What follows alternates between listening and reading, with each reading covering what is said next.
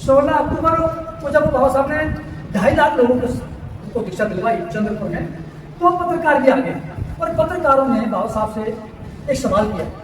उन्होंने कहा पत्रकारों ने कि बाबा साहब डॉक्टर अम्बेडकर जिस तेजी से, जिस गति से आप अपने लोगों को दीक्षा दिलवा रहे हो, धर्म की दीक्षा दिलवा रहे हो, वो तो ठीक है, लेकिन मेरा सवाल ये है कि इनकी दीक्षा के बाद में दीक्षा की शिक्षा की क्या व्यवस्था है। तो बाबा साहब ने कहा कि मैं जानता हूँ कि मैं जो दीक्षा दिलवा रहा हूँ, ना आज भारत में भिक्षु हैं, ना प्रचारक हैं, ना धर्म साहित्य है, लेकिन आप आने वाले समय में देखना हर जिले में लाखों लाखों मॉडर्न आधुनिक भिक्षुणी और भिक्षु होंगे।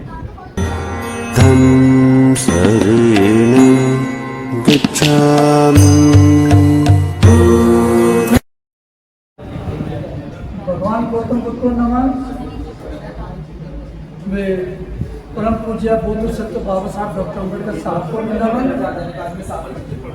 पूजनीय भक्ति जी को नमन और सभी उपासक और उपासिकाएं, आपको भी सबको जय भीम, नमो बुधाय।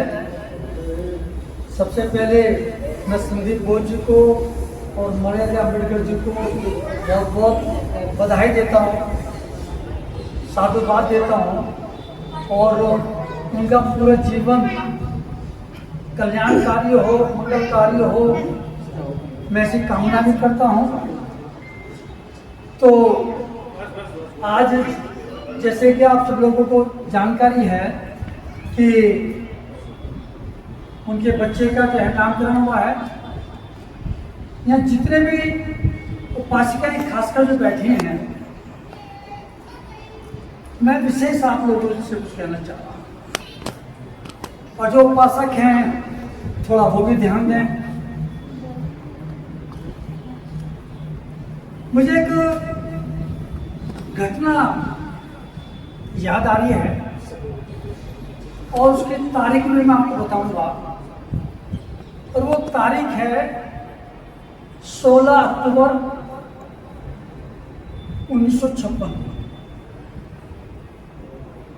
डेट इसलिए बताते हैं ताकि जो है, क्योंकि ऐतिहासिक घटना है। 16 अक्टूबर 1956 को महाराष्ट्र के अंदर एक जिला है चंद्रपुर, क्योंकि पूरा संसार जानता है कि 14 अक्टूबर 1956 को जो बाबा साहब ने नागपुर में दीक्षा 10 लाख से अधिक लोगों को दिलवाई थी। तो ये तो 14 अक्टूबर 1956 की बात है, लेकिन मैं आपको जो बता रहा हूँ वो 2 दिन के बाद, यानी कि 16 अक्टूबर को जब बाबा साहब ने 2.5 लाख लोगों को दीक्षा दिलवाई चंद्रपुर में, तो पत्रकार भी आ गए और पत्रकारों ने बाबा साहब से एक सवाल किया। उन्होंने कहा पत्रकारों ने कि बाबा साहब डॉक्टर अम्बेडकर जिस तेजी से, जिस गति से आप अपने लोगों को दीक्षा दिलवा रहे हो, धर्म की दीक्षा दिलवा रहे हो, वो तो ठीक है, लेकिन मेरा सवाल ये है कि इनकी दीक्षा के बाद में दीक्षा की शिक्षा की क्या व्यवस्था है, क्या इंतजाम है। आपके पास ना तो भिक्षु हैं, ना बुद्ध विहार है, ना ही बौद्ध साहित्य है, तो ना ही प्रचारक हैं, ना बौद्धाचार्य हैं। तो दीक्षा तो आप दिलवा दे, लेकिन दीक्षा की शिक्षा की व्यवस्था बाद में क्या होगी। लेकिन बाबा साहब का बाबा साहब 1 मिनट के लिए रुके, क्योंकि पत्रकार का जवाब था वो सटीक। तो बाबा साहब ने कहा कि मैं जानता हूँ कि मैं जो दीक्षा दिलवा रहा हूँ, ना आज भारत में भिक्षु हैं, ना प्रचारक हैं, ना धर्म साहित्य है,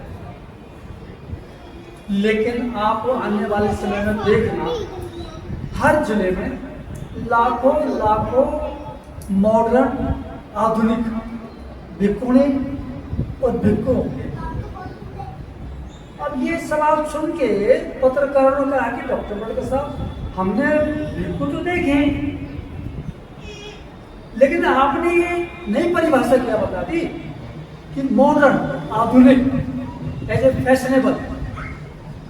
तो तब बाबा साहब ने कहा कि जो हमारे पूजनीय गुरु होते हैं, हर आदमी का संभव नहीं है जिस तरह का कठिन एक जीवन होता है, लेकिन आधुनिक और मॉडर्न की परिभाषा, उसका अर्थ ये कि आप देखना कि आने वाले समय में लाखों लाखों ऐसी उपासिका महिला होंगी जो सूट सलवार में होंगी, साड़ी में होंगी, फैशनेबल समय के हिसाब से कपड़े पहने हुए होंगी, मेकअप करे हुए होंगी, लेकिन अपने परिवार के साथ साथ या सर्विस करते हुए भी, परिवार को चलाते हुए भी धर्म का प्रचार प्रसार करते हुए मिलेंगे। ये आधुनिक मॉडल।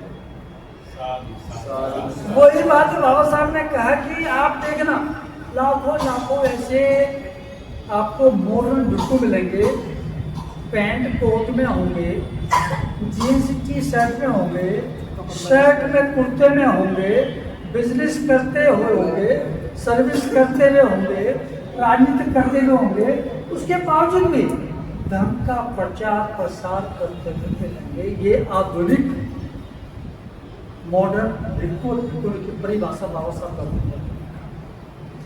एक अब चूंकि सही मायने में आपको बता दूं कि उपासक चाहे कुछ देर के लिए मुझे घूर के देख लें, कोई दिक्कत नहीं, लेकिन सच्चाई ये कि जब भी भारत में धर्म चलेगा, धर्म जब भी कभी गति पकड़ेगा, घर घर में पहुंचेगा, तो वो हम पुरुषों की बदौलत नहीं, केवल महिलाओं की बदौलत ही पहुंच पाए।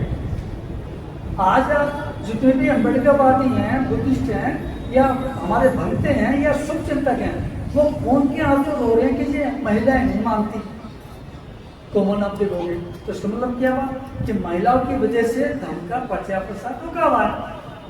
जब भी चलेगा तो महिलाओं का बदौलत चलेगा। एक छोटी सी कहानी आपको बता जी, चलेगी कहानी? जी नहीं चलेगी, क्योंकि आप जाओ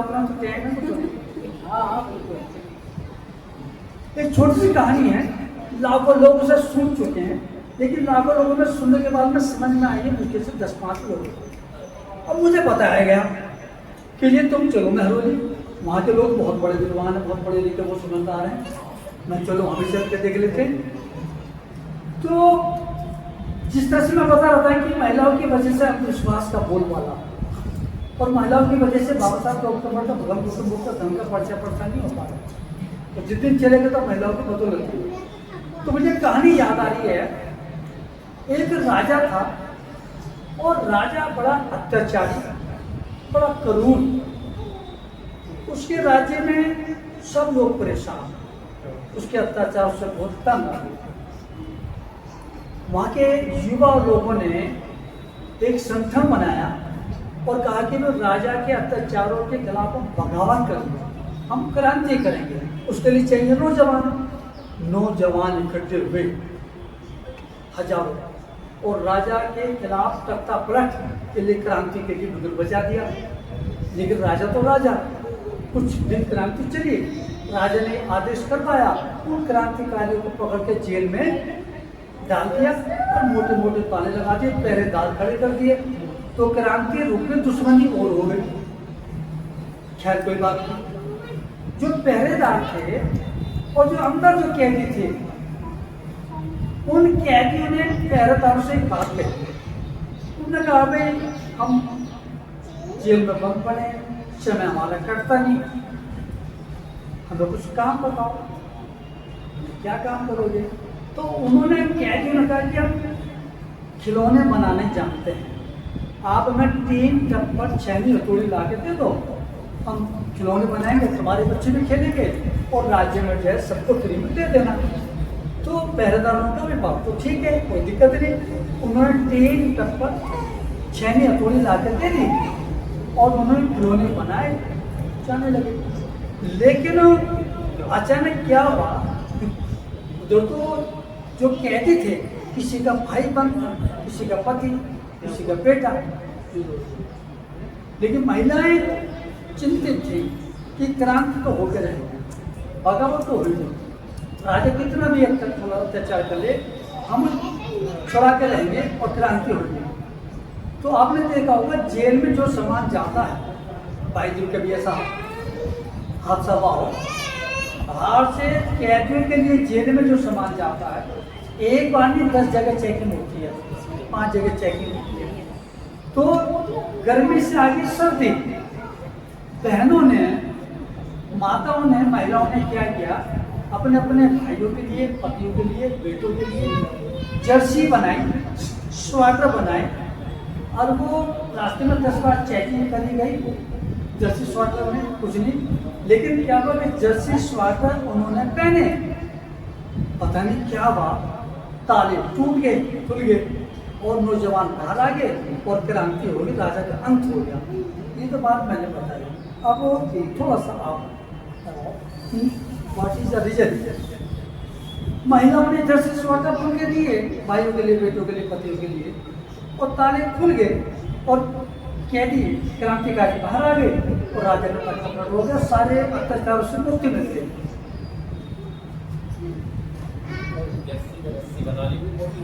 जी रस्सी बना ली हुई, मोटी कर ली। चलिए कोई बात नहीं, और क्या बताएं। चलो मैं फुल हेल्प कर दूंगा, ठीक है।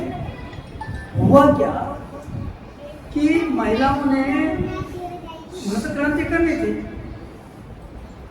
वो पहले वहां गई, स्वेटर जैसे बुनने से पहले जहाँ के मोटे मोटे ताले बनते थे, अंदर का उन्होंने छड़ी स्टाइल देखा, जर्सी स्वेटर में वो स्टाइल बुना, छेनी हथौड़ी 3 टप्पन के पास थे, चाबी बना ली, ताले खुल गए और क्या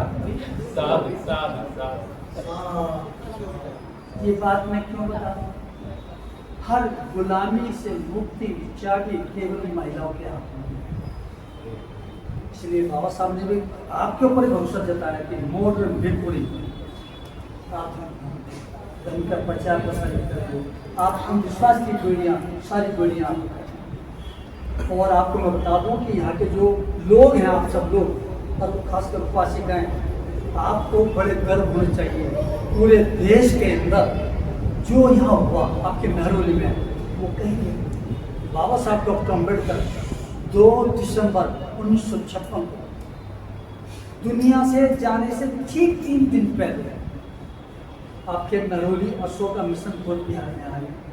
दुनिया के भिक्षुओं ने अध्ययन और उनका पूरा संघर्ष त्याग देखने के बाद कहा कि डॉक्टर अम्बेडकर युवा बोधिसत्व, आप बोधिसत्व, ये इतनी बड़ी डिग्री है, इतनी बड़ी डिग्री है, इसके लिए जानने समझने के लिए लाखों खोपड़ी चाहिए, तब थोड़े से हम समझ पाएंगे।